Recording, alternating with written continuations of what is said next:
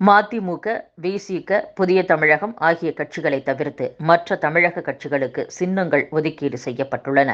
கரும்பு விவசாயி சின்னத்தை இழந்த நாம் தமிழர் கட்சிக்கு மைக் சின்னத்தை வழங்கி இந்திய தேர்தல் ஆணையம் உத்தரவிட்டுள்ளது. தமிழகத்தில் மக்களவைத் தேர்தலில் போட்டியிடும் கட்சிகளுக்கு சின்னங்கள் ஒதுக்கப்பட்டு வருகின்றன. மக்களவைத் தேர்தலில் களம் காணாமல் ஒதுங்கிவிட்ட மக்கள் நீதி மய்யத்திற்கு அந்த கட்சி கோரியபடி டார்ச் லைட் சின்னம் வழங்கப்பட்டுள்ளது. இதேபோன்று தமிழ் மாநில காங்கிரஸ் கட்சிக்கு சைக்கிள் சின்னம், அம்மா மக்கள் முன்னேற்ற கழகத்திற்கு குக்கர் சின்னம் ஒதுக்கீடு செய்யப்பட்டுள்ளன. பொன்முடிக்கு அமைச்சராக பதவி பிரமாணம் செய்து வைக்கும் விவகாரத்தில் நீதிமன்றத்தின் உத்தரவை மீறும் எண்ணம் தனக்கு இல்லை என்று தமிழக ஆளுநர் RN ரவி தரப்பில் உச்சநீதிமன்றத்தில் தெரிவிக்கப்பட்டுள்ளது.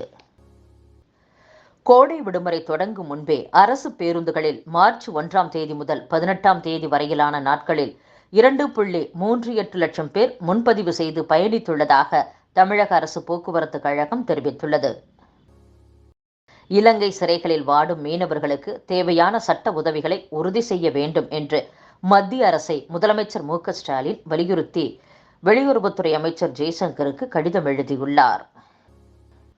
MBBS இடங்களுக்கான அங்கீகாரத்தை புதுப்பித்துக் கொள்வதற்கு வருடாந்திர உறுதியளிப்பு சான்றுகளை மருத்துவக் கல்லூரிகள் சமர்ப்பிக்குமாறு தேசிய மருத்துவ ஆணையம் தெரிவித்துள்ளது.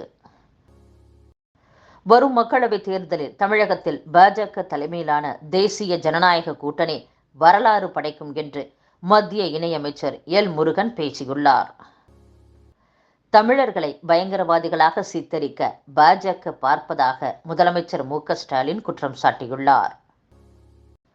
தமிழகத்தில் நகர்ப்புற மேம்பாட்டு திட்டத்தின் கீழ் உருவாக்கப்பட்ட 21 உள்ளாட்சி அமைப்புகளில் தண்ணீர் பஞ்சம் ஏற்படுவதற்கான அபாயம் அதிகரித்திருப்பதாக உலக வங்கி தெரிவித்துள்ளது. ஜனநாயகத்தை காத்த உச்சநீதிமன்றத்திற்கு நன்றி என்று தனது எக்ஸ் பக்கத்தில் பதிவிட்டுள்ளார் முதலமைச்சர் மு.க.ஸ்டாலின். பொன்முடி மீண்டும் அமைச்சராக பதவியேற்ற நிலையில் முதலமைச்சர் மு.க.ஸ்டாலின் தனது எக்ஸ் பக்கத்தில் இவ்வாறு பதிவிட்டுள்ளார். அரசியல் சட்டத்தின் பாதுகாவலரான உச்சநீதிமன்றம் சரியான நேரத்தில் தலையிட்டு அரசியல் சாசனத்தின் உணர்வை நிலைநாட்டி ஜனநாயகத்தை காப்பாற்றியதற்காக தமிழக மக்களின் சார்பாக நன்றியை தெரிவித்துக் கொள்கிறேன் என்றும் பதிவிட்டுள்ளார். நாடாளுமன்ற தேர்தல் பிரச்சாரத்தை அமைச்சர் உதயநிதி ஸ்டாலின் மத்திய சென்னை தொகுதியில் இருந்து இன்று தொடங்குகிறார். அநீதிக்கு புறம்பாக யார் நடக்கிறார்களோ அவர்களுக்கு எதிராக நான் விஸ்வரூபம் எடுப்பேன் என்று முன்னாள் முதலமைச்சர் OPS கூறியுள்ளார். நாடாளுமன்ற தேர்தலில் போட்டியிடுவதற்கு பாஜக கூட்டணியில் இணைந்தார் முன்னாள் முதலமைச்சர் O. பன்னீர்செல்வம்.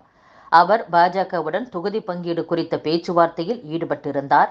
எனினும் பேச்சுவார்த்தையில் இழுபறி நிலவி வந்ததால் மற்ற கட்சிகள் அனைத்திற்கும் சீட் ஒதுக்கிய பாஜக OPSக்கு எத்தனை சீட் என்பதை நேற்று இரவு வரை அறிவிக்கவில்லை. இந்த பரபரப்பான சூழ்நிலையில் நேற்று OPS தனது ஆதரவாளர்களுடன் ஆலோசனை நடத்தினார். அதன் பின்னர் செய்தியாளர்கள் சந்திப்பில் பேசிய OPS, இரட்டை இலை சின்னத்தை பெறுவதை இலக்காக கொண்டு செயல்பட்டு வருகிறோம். வழக்குகள் நிலுவையில் உள்ள இந்நிலையில் மக்களவைத் தேர்தலும் வந்துவிட்டது. இதில் போட்டியிட்டு தொண்டர்களின் பலத்தை அறிவதற்கு 15க்கும் அதிகமான தொகுதிகள் கேட்டிருந்தோம். தொண்டர்கள் அனைவரும் இரட்டை இலை சின்னத்தில்தான் நிற்க வேண்டும் என்று விரும்பினர். சின்னத்தை பெறுவதில் காலதாமதம் ஏற்பட்டுள்ளது. அதனால் தொண்டர்களின் பலத்தை நிரூபிப்பதற்காக ஒரு தொகுதியில் போட்டியிடுவது என தொண்டர்கள் மற்றும் நிர்வாகிகளுடன் கலந்தாலோசித்து முடிவெடுத்திருக்கிறோம். அதன்படி ராமநாதபுரம் தொகுதியில் நானே போட்டியிடுகிறேன். சுயேட்சை சின்னத்தில்தான் போட்டியிட இருக்கிறேன் என்றும் OPS அறிவித்துள்ளார். தொழிற்கல்வி நிறுவனங்களை வாக்கு எண்ணிக்கை மையமாக தேர்வு செய்வதை தவிர்க்க வேண்டும் என்று உயர்நீதிமன்றம் அறிவுறுத்தியுள்ளது. ராமேஸ்வரம் பகுதியில் இருந்து மார்ச் 16ஆம் தேதி மற்றும் 20ஆம் தேதிகளில் மீன்பிடிக்க சென்ற 58 மீனவர்களை இலங்கை கடற்படையினர் கைது செய்து சிறையில் அடைத்தனர். படகுகளும் பறிமுதல் செய்யப்பட்டது. இதையடுத்து ராமேஸ்வரத்தில் அனைத்து விசைப்படகு மீனவர்கள் சங்க கூட்டம் நடைபெற்றது. கூட்டத்தில் இலங்கை சிறையில் உள்ள 58 மீனவர்களையும் பறிமுதல் செய்த 7 விசைப்படகுகளையும் உடனடியாக விடுவிக்க மத்திய அரசு நடவடிக்கை எடுக்க வலியுறுத்தி ஏப்ரல் 8ஆம் தேதி ஆதார் அட்டை மற்றும் வாக்காளர் அடையாள அட்டைகளை ராமேஸ்வரம் தாசில்தாரிடம் ஒப்படைக்கும் போராட்டம் நடத்தப்பட உள்ளது. அதுவரை மீனவர்கள் யாரும் மீன்பிடிக்க செல்லக்கூடாது என்று முடிவு செய்யப்பட்டு தீர்மானம் நிறைவேற்றப்பட்டுள்ளதாக கூறப்படுகிறது.